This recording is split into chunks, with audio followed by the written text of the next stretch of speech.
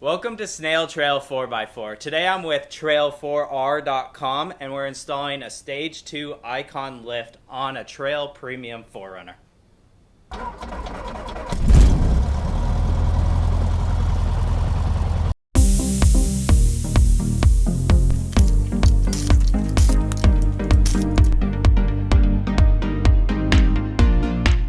It's always a good idea to shove the tires underneath the frame. Oh, just in case? Yeah, as a safety. If everything goes wrong, at least it's going to fall down on something.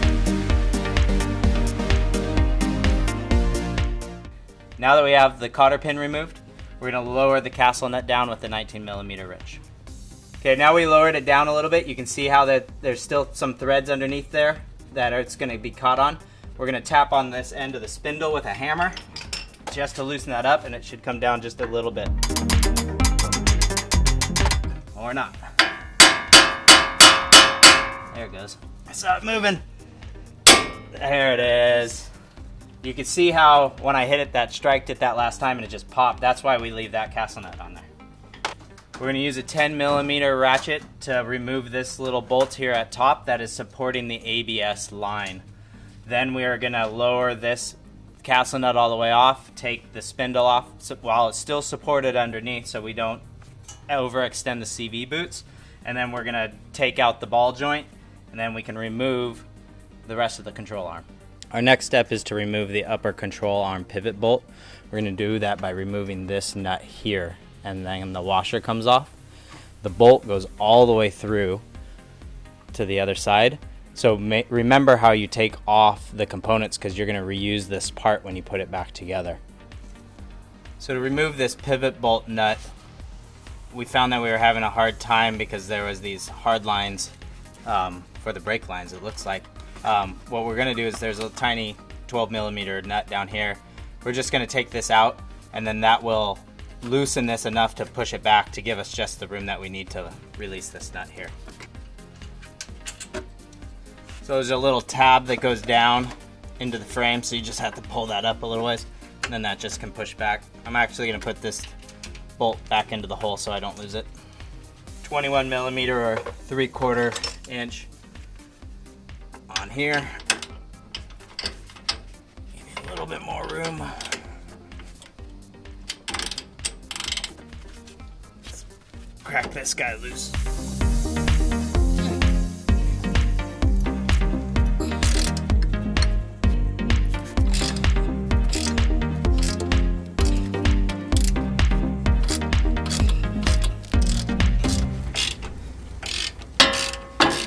Goes. Now we're going to feed this bolt all the way up and through. It just barely passes by the inner fender, and then we've got to snake it through the inside of the engine. That's the only way we were able to get the other side out. So this one's going to be just as tight. So we're removing the upper control arm pivot bolt. It's super long and goes from both sides of the upper control arm. So once you remove the nut and the washer off the backside, you have to pull it all the way out. And when we were pulling it out on the passenger side, we ran into some hard line, but we found that the hard line is just connected with a rubber bushing, and we could pop it out just enough so we could pull that whole bolt out. This one actually seems like there's a lot more space on this side than there was on the passenger side. This one's pretty easy and open. Looks like we can just pull this past the inner fender. It slides right past that bracket underneath the battery. Oh, it's tight though. Sorry, my hand's covering the shot. Washer stuff. Yeah.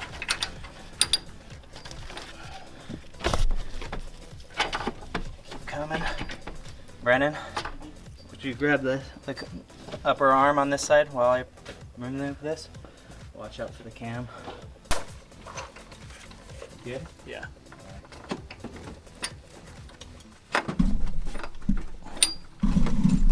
Right. There it is. I don't have any more to go. Alright, I'm gonna have to swing around and there it is. Got it. So now that we have the upper control arm out of the way, we're gonna pull the strut out. We have 3 14mm nuts up top, and then we have the one down below, which I'm guessing is a 17mm. I'll update you later.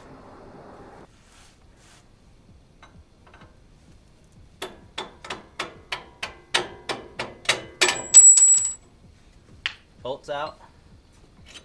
Shock is released. Is loose up top. Bolts out on the bottom. So now what we're going to do is we're going to lower it down and see if we get enough clearance to pull this out. We might need to loosen the KDSS, but we're going to try it first without loosening it.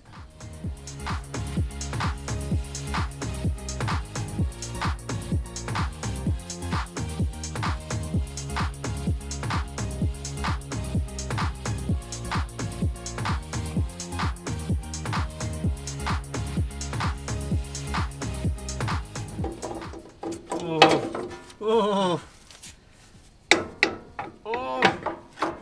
got it. Towards you. Got it. Nice. So the strut comes with these 2 spacers that go for the bottom bolt. There's a large one and a small one. The large one goes in the front to give room for the sway bar. But since this rig has the KDSS suspension, we don't need to worry about the sway bar, yet we're still going to put this in the front so it lines up properly with the upper control arm.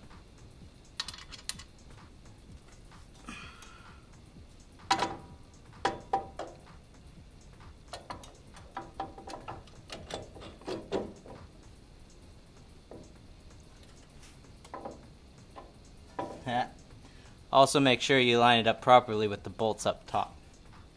Strut is in. Now we're going to bolt up the bottom of the strut, then we'll do the 3 around the top. Put the upper control arm on, bolt everything back together, and the front will be done. Then we'll move to the back.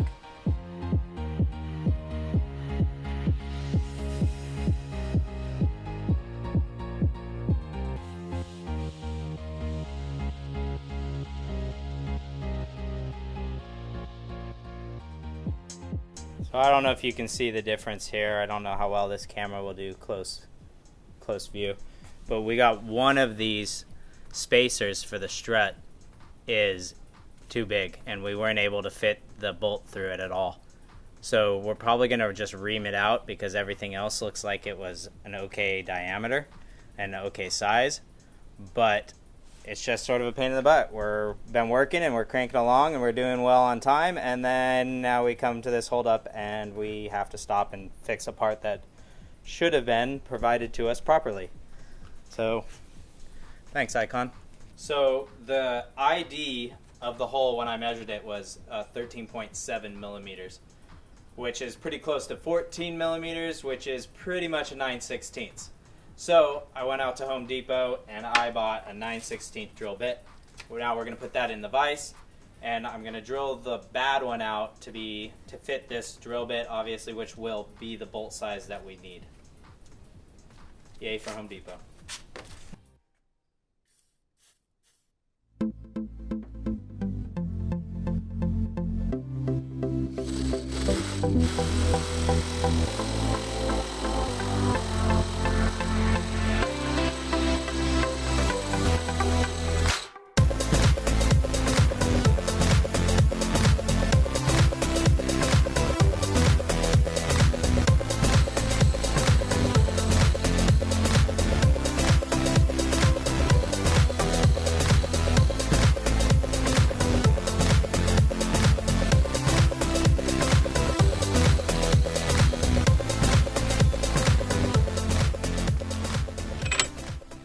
Yay!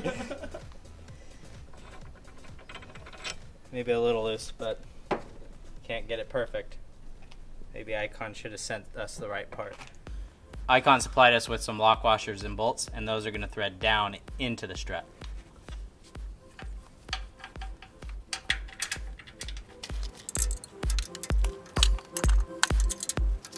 So I was having a hell of a time trying to remove this bolt on top of this pivot bolt for the uniball. It's a 14 millimeter, it's a 13 millimeter 12 point nut. And I was trying everything to get it. I taped this section, I was trying to remove it, crank it, I was playing with the nut at the bottom. I couldn't figure it out. It was on there pretty tight, tighter than I could get it off with my hand. It kept slipping in my hands. But the way I finally got it off was just the impact driver. You can just put it on there. That sudden impact, quick impact was what finally released it. So once you have that apart, you can, I should have zipped it all the way off. You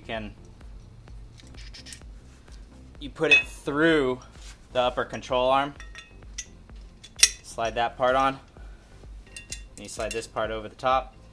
Slide it together, and that makes that uniball. These are really nice upper control arms. They're gusseted all the way across the top here on both sides.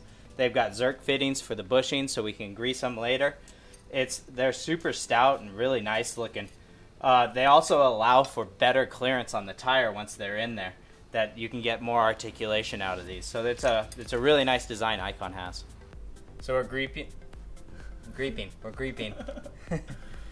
So we're greasing up the bushings, liberally greasing up the bushings as the direction says. What you're going to do is you're going to grease up every surface. You're going to grease here and here, all over. You're going to grease all over this guy, everything inside and out. The one place you're not going to grease is on the inside of this metal part. You don't grease where the nut and the bolt go through. You only grease on the outside of everything else.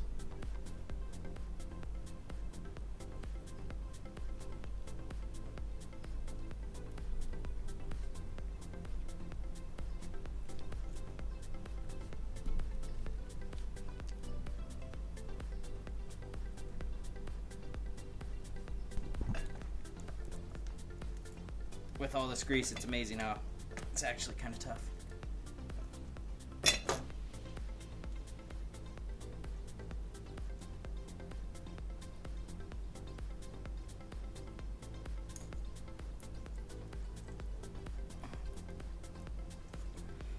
So now also on this wonderful design of Icons, we've got some Zerk fittings. So we'll pump it until some grease starts coming out. And then when we put it in and we squeeze it up, we'll just top it off again just to make sure it's all full. So when I'm installing the upper control arm, this is really a two-person job, and thanks for Brennan for being here. What we're going to do is we're going to put it into place. I'm going to put a washer on. We're going to slide that long, it's literally that long, bolt through the first section. Then we're going to put a washer on the second section. Then the bolt's going to go all the way behind the strut and come back onto this side. Then we put another washer in, bolt through, then the last washer on that side. Then we put the nut on it and tighten it up. We don't torque it till the tire's down on the ground, and we wiggle it around and bounce it around a little bit, but the torque is 85 foot-pounds. So step one, first washer, up in the area. Brandon's already ready for me. Oh, there's a washer right here. So you can see that this angles back towards the engine. We need to hit, and so we're going to need to hit it out towards me and back a little bit towards the rear axle. Then it'll line up. All we need is a little bit of teeth to get through the spindle, and then we can tighten it up with the bolt, and it'll suck it all the way up.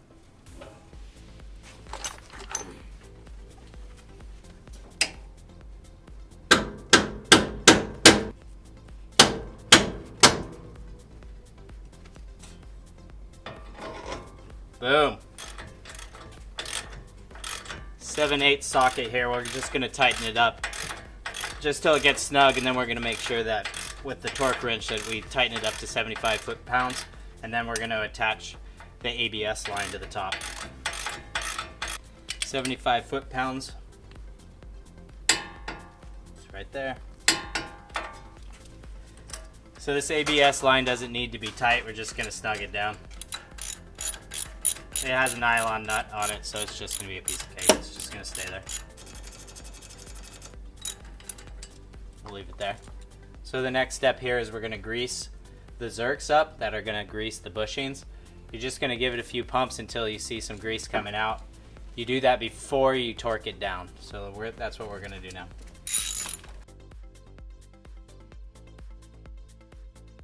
So when we were installing the KDSS here on the passenger side, we had a really hard time connecting it to the lower control arm.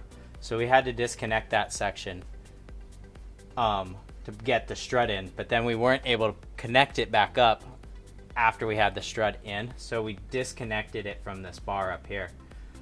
We were having a hard time lining this one up, so we got these longer bolts, but the thread only goes down part of the way.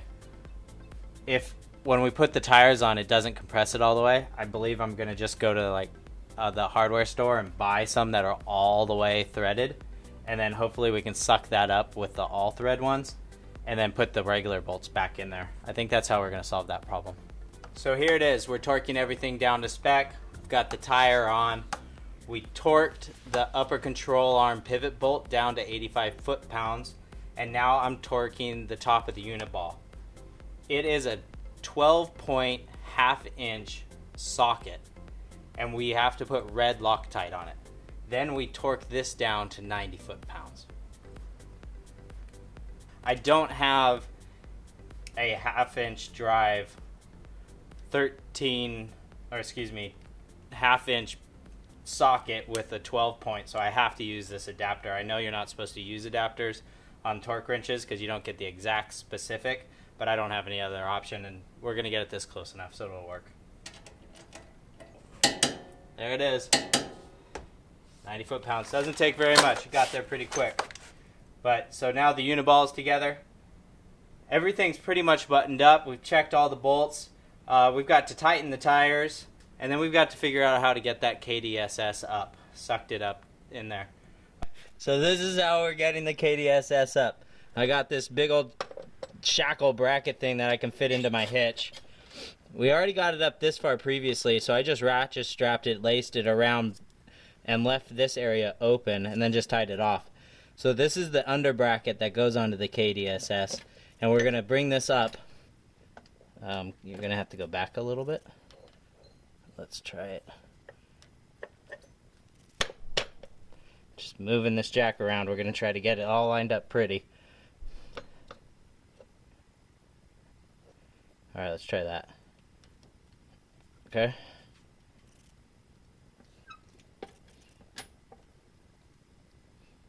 Yeah, that's looking good. Nice and easy.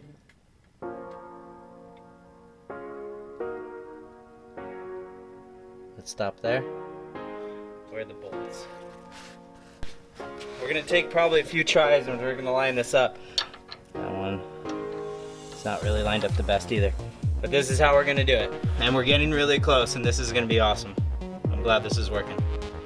I need to stick my head in the way, so I'm turning the camera off. Yesterday we did the front suspension. We ran into a few problems with the KDSS and the fact that Icon gave us a wrong part. After we drilled that one out and we got the KDSS buttoned up together, everything fit up great. Today we're gonna be working on the rear, which isn't too hard. We just have some springs and the shocks to throw in.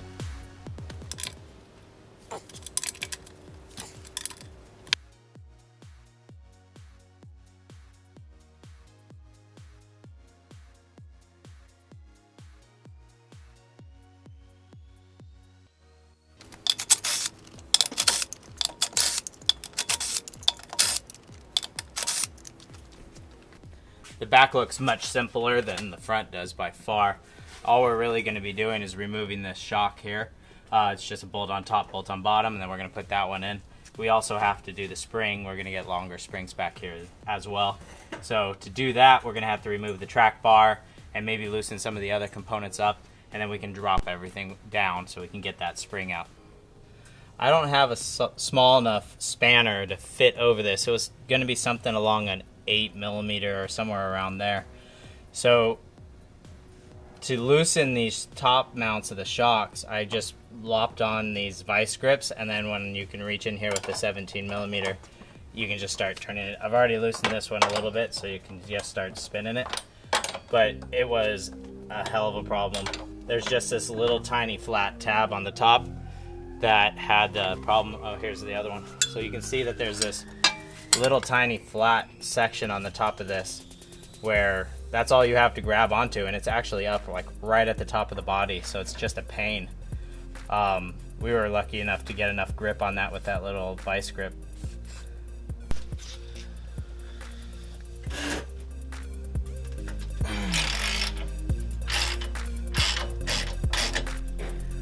At the bottom of the track bar here, we released it with the 19 millimeter. But then we've got to release this little tiny clip here for the, let's see, this one's the ABS censored line. It's just as a little tab that you can push in and squeeze, and then you can pull it out. It's really not all that difficult. It's just, it won't come out, the track bar won't come out if you don't remove that.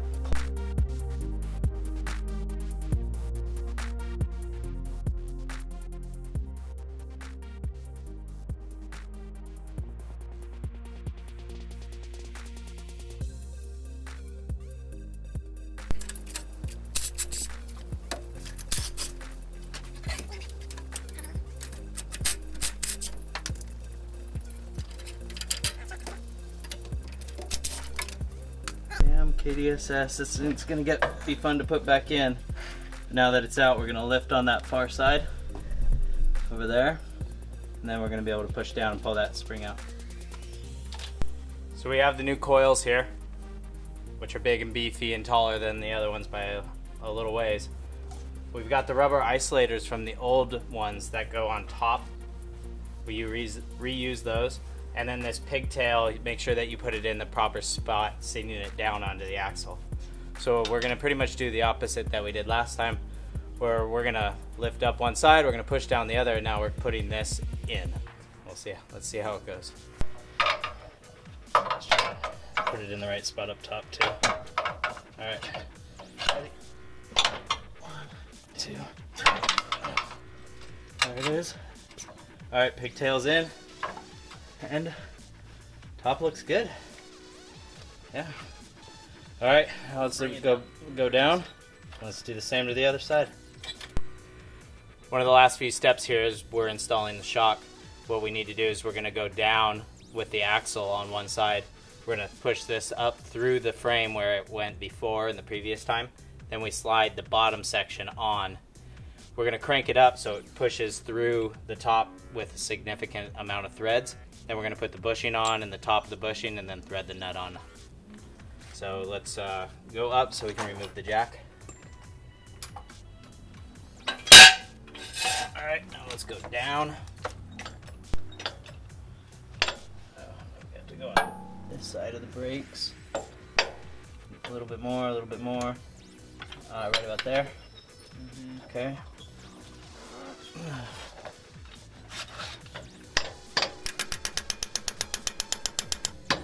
Alright, there we go. Okay, we're all lined up. Okay, bring it up.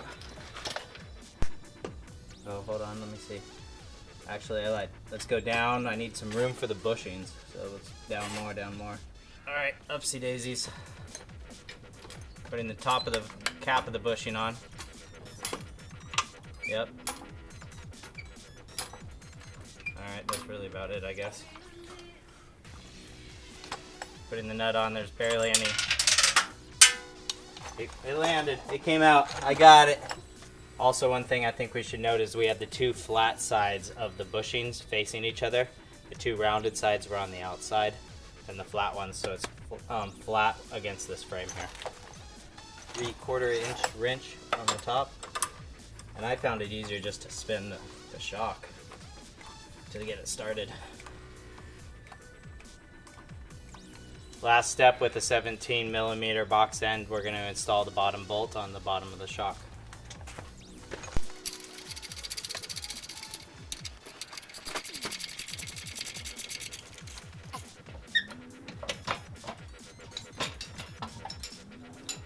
Good.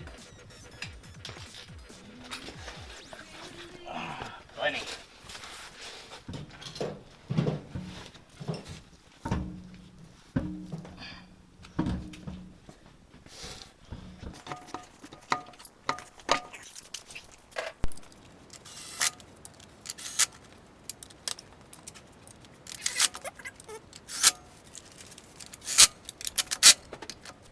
Thanks for watching Snail Trail 4x4 and our Icon Stage 2 5th Gen 4Runner install.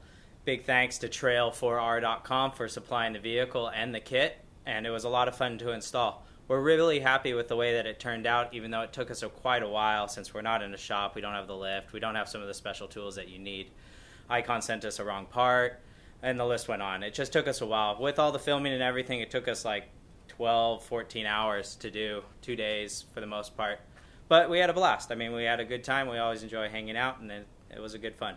So don't forget, hammer down on that subscribe button.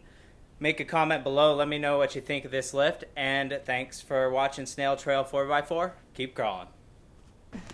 Snail Trail 4x4.